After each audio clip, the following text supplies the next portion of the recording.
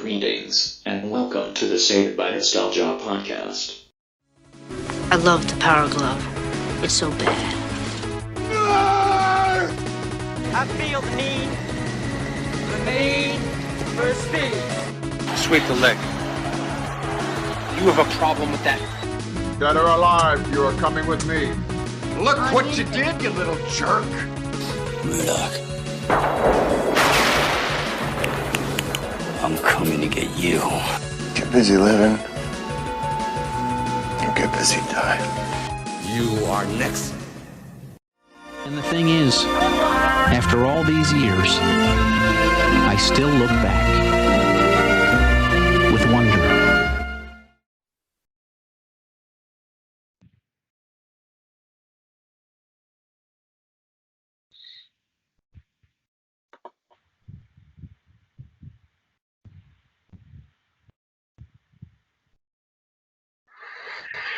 I'll find the number again. Can't find the number again. 818-333-4543. Yes. Please hold while I try to connect you.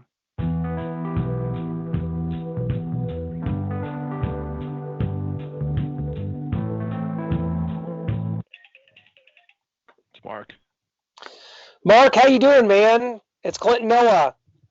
Good, guys. Sorry about that. It's been a little crazy. Oh, no problem at all. We just appreciate you doing this with us, my friend. How's everything been going? Good, man. Good. Just hustling.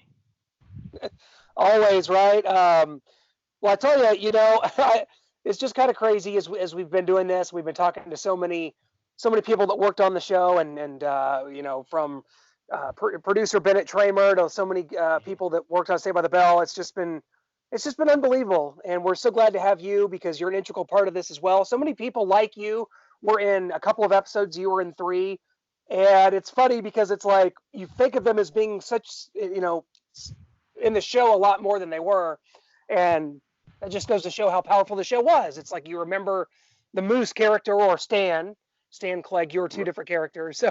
Yeah, but I think I did more than 3. I think it was 7 or 8 actually. As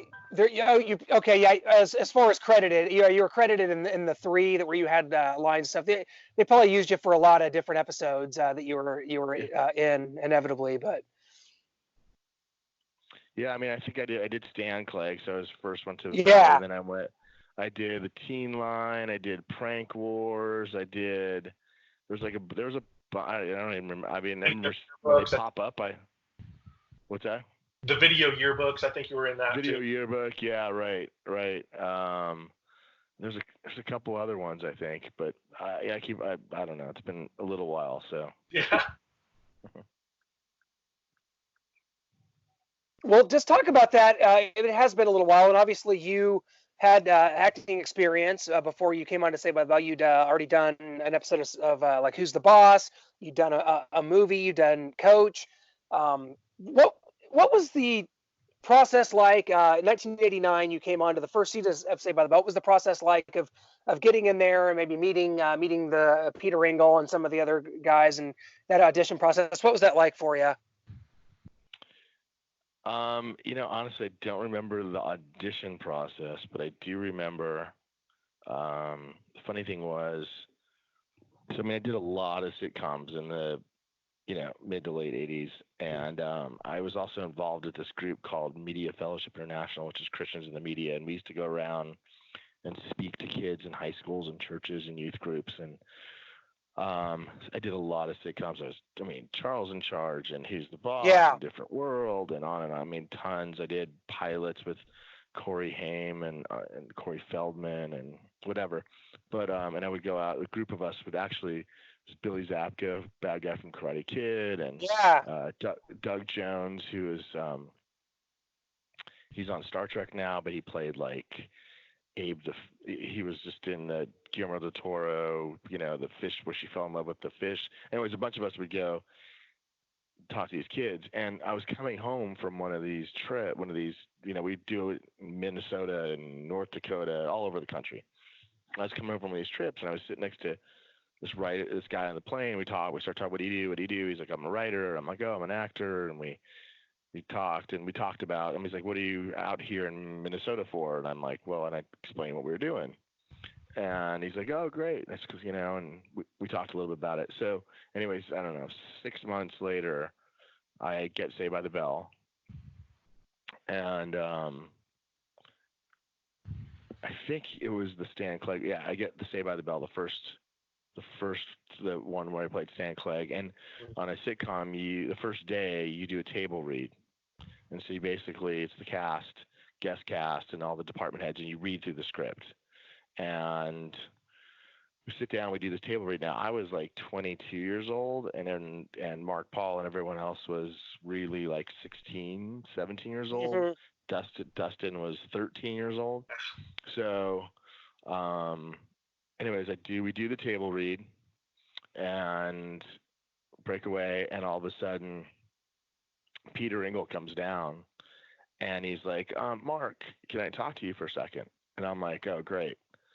They're going to fire me. They're going to fire me because I'm 22. These kids are 16. I look older than them. They're going to fire me. And then he goes, Don, can you come over here too? And he calls Don Barnhart, the director, over. And, I missed a part of that, so I apologize. So when you're at the table read, it's all the writers also. So everyone's like seeing each other and kind of going, this is a big part of this. So everyone's looking at each other going, hey, where you look familiar. Hey, I worked with you on this show. And there's a couple other writers that had written on other shows that I had done, and all that. And there was a writer sitting across from me going, God, you look familiar. And he's like, you do too. And I said, what other shows have you written for? And he named all the shows, and none of them I'd worked on. And I'm like, that's just crazy. I've not worked. I don't know. And he's like, I don't know either. I don't know, but you look so familiar. I go, so do you. So anyways, we do the table read. Peter's like, hey, can I talk to you? I'm like, oh crap, I'm fired. And then he calls Don over, and Don comes over, and I'm like, oh great, he's gonna have the director catch me when I fall because he's gonna fire me, and I'm gonna, and he goes, I hear you go out and speak to kids across the country. And that writer that I sat next to on the plane happened to be a writer on the show, and he remembered our conversation from 6 or 8 months ago. And so Peter's like, welcome, and he gave me this big hug. That's awesome. And I was like, wow, oh my God. I went from thinking I'm being fired to, being really welcomed by Peter. And so I played, this opposing jock, and that's why I transferred in their school and played Moose, because Peter wanted me on the show, and he kept writing me in on the show. And that was I vividly remember that experience. And it turned out, look, I kept doing more and more shows, and they kept writing me in, and I had a manager at the time, which was really stupid. And the manager's like, they keep wanting you on the show. We're going to hold out for series regular. And I'm like, okay, whatever you say, because I'm telling you, this is what you do, and you should do this. They want you. And so they wrote in my part again, and my manager turned it down, and was like, what are you doing? And then Peter called me at home and said, what are you doing? I'm trying to get you in the show as much as I can.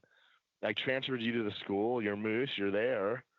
And I go, I have this manager. She thinks I could be a series regular. And I said, well, he goes, look, we're not going to make anybody else a series regular at this point, And I'm like, okay. And so I told my manager that, and she's like, he doesn't decide that. The network does. Anyways, long story short, that was my last role as Moose.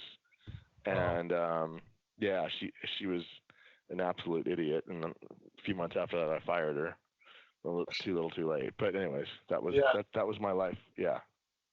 Well, you mentioned Peter Engel there a little bit, and how kind of you met him and the welcoming.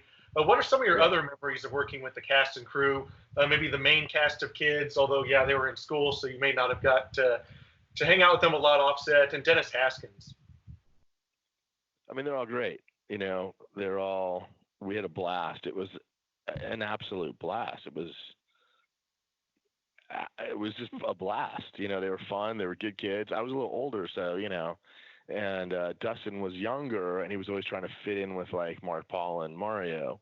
But they were all great. The girls were great. Everyone was great. It was a blast. I tell you another funny, ironic story. because they used to have, I'm sure you guys know, the extras were regular extras basically, because it was a high school and they wanted, the kids to look the same. So they're all regulars. And one day this guy comes up to me and goes, "Hey man," he goes, how do I break in? How do I break into the business? And I'm like, well, he was a good looking kid. I'm like, oh, you're a good looking dude. I go, are you SAG? Are you union? He's like, no. And I said, well, you know what I would do? If I were you, I would get a commercial agent first, because commercial agents more likely to take you on if you're not union, because you can get Taft-Hartley'd through commercials quicker than you can through TV. And then once you become union through commercials, then you go after a theatrical agent, and then because you're union, theatrical agent's more liable to take you. And I would go from there. He's like, great, thanks. So, I kept doing a couple of shows, and I'd keep seeing him, and he was saying he's working on this and working on trying to get this agent and that. And then that whole thing happened when I didn't go back to the show. And about 6 months after that, I walk by my TV and I see a bunch of kids like sliding down this water slide, and that kid is one of those kids. And I'm like, oh, good for him. He got a commercial agent, and he got a commercial. That's great, And then about 8 months after that, I'm at Blockbuster Video, and I'm looking for videos, and I see this video like Beverly Hills Ninja karate movie thing, and he's on the cover. Wow. And I'm like, what? Look at that. He got a theatrical agent. Good for him. That's great, And then I don't know, about a year after that, I'm watching TV and they start showing promos for new series, and they show a promo for Party of Five, and it's Scott Wolf, and that was the kid. Oh my God. Oh my. Yeah. And that is how the business works. Wow. Yeah, and I'm still trying to hustle up work, and I ran into Scott in town, and I'm like, hey man, can I get a job? You should be his manager. You should have been his manager. No, I was just asking him for a job. I'll tell you, it's kind of funny as we go back here, because we talked about how you played Stan Clegg in the first season of Saved by the Bell, but in season 2 you move on to Bayside and you're now Moose. Just kind of talk about your character, Moose. I think you first showed up in the 1-900 Crushed episode. Obviously, kind of like our buddy Troy Froman, who played Ox, and we interviewed.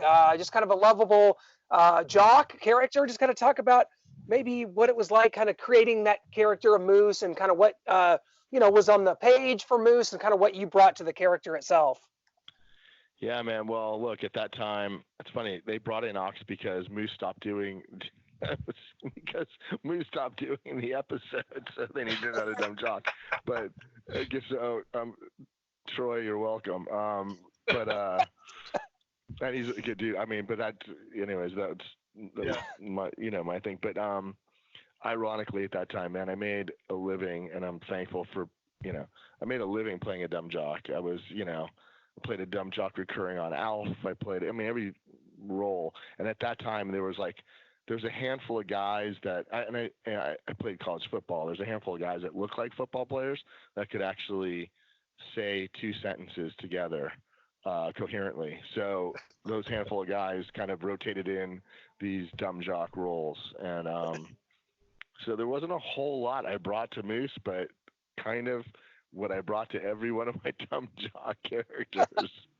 Just a little just a lovable guy who was just a few fries short of a Happy Meal. Well, that's not all the way true. You wrote a poem for your girlfriend Louise. I don't know if you recall. I did. I have it right here, Mark. It wasn't that complex. I remember. Yeah. It's the bees and the trees can't compare to your knees, Louise. Louise, I remember. Yeah. That's gold right there. So hey, there was more Moose than we could ever know. Hey man, that's still my go-to line today. Well, Mark, if you can remember back to your first episode, going back from Moose to Stan Clegg, Save That Tiger, what are your memories of working with the great Ronnie Schell? He played Valley Principal Stingwell, and your brother in the episode, Dan Clegg, played by C.W. Hemingway. Yeah, I mean, I never know what happened with C.W. Do you guys know? I don't know. Did he go on to continue to work? I didn't see him after that. He did a few things, not much. It was very short-lived. Yeah. I didn't, but Ronnie Schell, I mean, my gosh, I mean, he's a legend. It was like, I was, to be honest with you, I was really blessed in my career. I worked with some pretty amazing people. I mean, Ronnie Schell.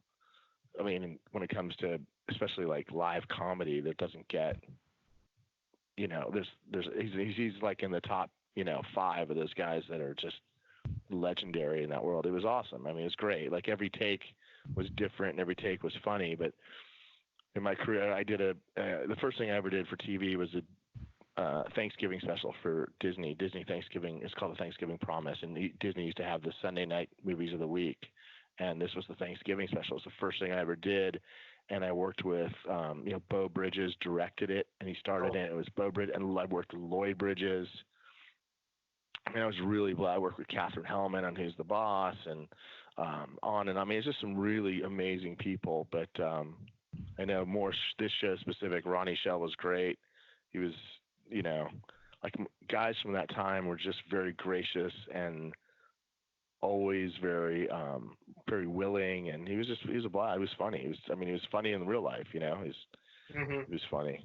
Yeah. Well, speaking of Ronnie Schell, I mean, just in 2018 he appeared in a TV show. He's 88 years old and still out there working. It doesn't surprise me. He had the spirit of a kid, man. Doesn't surprise me at all. That's so cool. We're kind of bouncing around here, but we just did our Revenge of the Nerds podcast. We did it with Julia Montgomery, who played Betty Childs. And you, of course, Revenge of the Nerds 3, Nerds in Love. What was it like just working with some of those guys? Because, I mean, Robert Carradine's awesome. I know Ted McGinley was in that one. Curtis Armstrong. Obviously, Julia, who's been on our show. We love her. She's still gorgeous at 58. What was that movie like? Another blast. I mean, I mean, that one was... I don't know if you go like Shy McBride. He's like, I think he's on Hawaii Five-0. He was in that. Yeah. Grant Heslov, who played one of the nerds, is George Clooney's producing and writing partner. I mean, it was just, I got along. Another one where, it was another surprise where I was up. It became down to me and this other guy, and that actually was supposed to be there. It was a backdoor pilot, so it was going to potentially be a series for Fox. That's why they did that for TV. Mm-hmm. And so we had to go through network and studio auditions and on and on and on. It was like 4 or 5 auditions, and it got down to me and this guy. And this guy, it turns out, was like best friends with their director. And I'm like, I'm not getting this one. I mean, I'm come this far. Clearly, I'm not getting this one. And they just had us improv in the audition, and I improv'd, and by the grace of God, I had everyone rolling on the floor, and I got it. And the director continued to let me improv throughout that show, and so many of those lines were just improv'd, and it was great. It was and then he even let me direct a scene. I directed the courtroom scene with the judge and the woman who's like coming before him for jaywalking. Yeah. I directed that scene. I set the cameras. I directed her acting. Yeah, it was great. I mean, we had and again, it was just another one that was just, you get a bunch of guys, and a lot of them are stand-up comics. Henry Cho and Shy McBride was a stand-up comic. Tim Conlon was a stand-up comic. Morton Downey was just absolutely awesome. I mean, it was when a lot of people complain, I got a 6 a.m. call, man.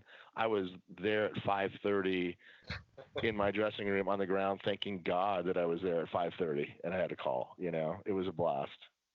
Yeah, and you've mentioned some of the old shows that you've done. You're on a lot of big hit shows of that era. Who's the Boss? Charles in Charge, Alf, Coach, Step by Step, Married with Children. Can you talk about some of your favorite guest appearances out of those, and maybe some of the great cast members on those shows you really enjoyed working with? Yeah, I'll tell you about Step by Step. The funny thing, Kyle, so that we have a scene where we enter, like we go, hey, we hear there's a party here, me and this other guy, and they're like, oh no, there's no party here. And we're like, yeah, and then we basically plow through the door, and we're like, come on, everybody, there's a party. Kyle Mooney from SNL, like 2 years ago, tweeted, great way to enter a party, and he tweeted that scene out. Amazing. And it was made before I think he was born, but so speaking of, Step by Step, so like I said, there was a handful of guys that looked like jocks that could put 2 sentences together coherently. And one of those guys was this guy named Michael Cudlitz that I was always up against in those roles. Like if if they want, and I have dark hair and he had blonde hair, so if they wanted a dark hair dumb jock, I would usually get it, or if they wanted a blonde hair dumb jock, he would usually get it. And then for Step by Step, they hired 2 dumb jocks, one dark haired and one blonde hair, and so he and I got it, and we ended up sharing a dressing room, and became best friends. He's still one of my closest friends today, 27 years later. And Cudlitz has gone on to do amazing things. I mean, he was in Band of Brothers. He was lead in Southland. He was just on Walking Dead for 3.5 years. Absolutely, he's just but we're still like literally best friends today. That's amazing. Yeah, that's so cool, and to make those connections and to have those lasting memories, that's definitely what it's all about. And obviously, as we kind of before we let you go, Saved by the Bell is one of those shows, and as we look at it, the fact that it's still a part of the American lexicon 30 years later is unbelievable. What do you think that says about the show? I mean, I don't know if you've been out to the Saved by the Max restaurant out in LA, but just I was just there not a couple months ago. I know it's closed now, but seeing that and just the response and the things that people still talk about to this day, is it just an unbelievable? Is it unbelievable to you that it's still as big as it ever was? I mean, how crazy is that? It's exactly what it's mind blowing. I mean, they had us come to Saved by the Max. There was a bunch of us kind of lined up, and they did like a mini Comic-Con thing where it was a bunch of the characters signing stuff, and people were coming up to me like, "Remember when you said this?" And I said, "Nope, but if you say I said it, I said it." I mean, I was just tripping out that it was like 30 years later, and Peter Engel said, it's like, what's the most important thing in real estate? Location, location, location. He said, what's the most important thing for TV? He's like, entertain, entertain, entertain. And I think he really pulled it off. He dealt with relevant issues in a comical way. And for whatever, I don't know, I can't put my thumb on whatever makes it connect with people today. But I mean, I crazy enough, my son got a job at Saved by the Max, and he was host there for a while. How funny is that? Yeah, if he was working there, I'm like, pass the torch in a weird way. But and he worked at he's now moved on. But I don't know, man. It's just it's mind blowing. People relate to it as a great part of their lives when they were watching that show? I hear people say it all the time. I used to watch it when I was in college, and I used to watch it when it's like, does it bring them back to like a really amazing part of their lives? Possibly. Does it, bring back great memories for them while they were watching it and how they were relating to the characters? Possibly. I think there was just something, something magical about it all. It's just it always, everyone who remembers a show like that, just it elicits happiness for them, whatever that means at that time in their lives, and people that are watching it today are I think thinking back to those times in their lives, and how it connects to them in that way. It blows me away. It just blows me away, and it's phenomenal. Yeah, and that's kind of why we do this podcast, Saved by Nostalgia, kind of going back to those times that we remember in our childhood, and Saved by the Bell is obviously one of those that brings us happiness. Before we let you go here, Mark, how did the producer thing come about? I know you did some work on Just Shoot Me as a producer, and then you were a producer on the Will Smith film Pursuit of Happiness. Can you talk a little bit about how that all came about for you?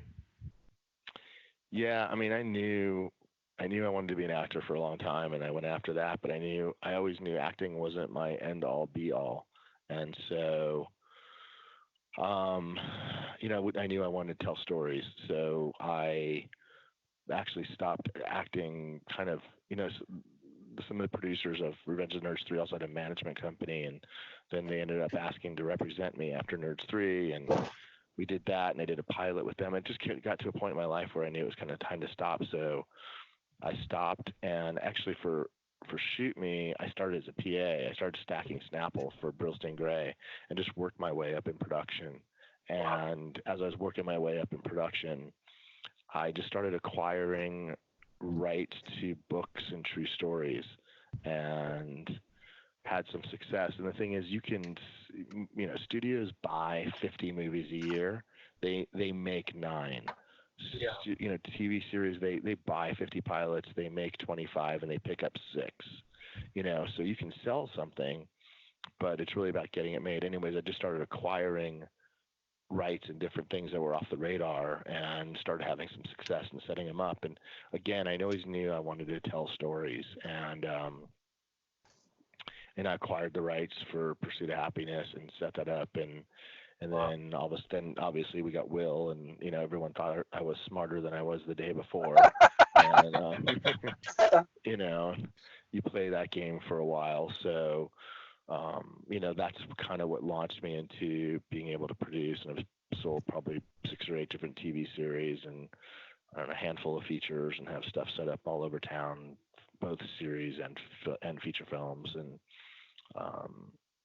when I was working my way up in production, I was learning physical production, which was great to learn and to know. And I associate produced a pilot for Fox and learned all of that. But it was good to learn the physical side of production, but I was really more interested in the creative side. And that's why I started getting rights to, different true stories and novels and stuff like that. Did you ever kind of pick Peter Engel's brain, or kind of watch him from afar as you were an actor back then? Did you know that was kind of something you wanted to do, and you kept an eye on Peter Engel? I didn't because it was a different, what they were creating was different than what I did. I started, Peter was more, the idea. At one point, Peter had how many shows on at NBC? And he was creating. Yeah, he was killing it.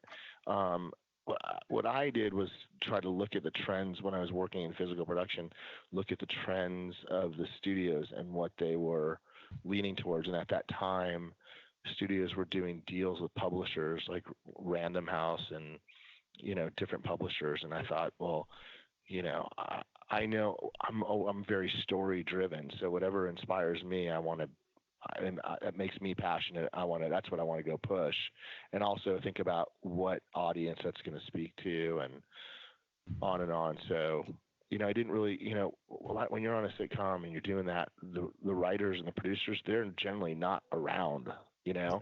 When you're an actor, like they're up in the writer's room rewriting. Like every day they're rewriting. You do a run through and they rewrite the jokes, and they're writing, they're cracking new episodes and they're rewriting the current episodes. So you really don't get to see them except through run throughs. When I started working in physical production, that's when I started more observing different producers kind of doing different things and learning more processes. I knew I wanted to tell stories, but I was learning kind of more through them. Gotcha. Yeah, absolutely. Well, I tell you, Mark, tell you what, man, we can't thank you enough for taking a trip back with us today and reliving some of your wonderful roles. And we can't wish you enough success going forward, man. We can't thank you enough for doing with us. And we'll have to catch up soon, man. Best of luck and everything going forward, brother. Thanks. I appreciate you guys, and thanks for your passion for the show. And I hear rumors of potentially Broadway Saved by the Bell, and I think Derek, who owned Saved by the Max, has got some things up his sleeve. So I think there's some good stuff that's still going to resurface with it. Looking forward to all of it. Can't thank you enough. The stories were great. You're the best, Mark. Thanks so much. Oh, thanks, guys. Have a good day. You too. Talk to you.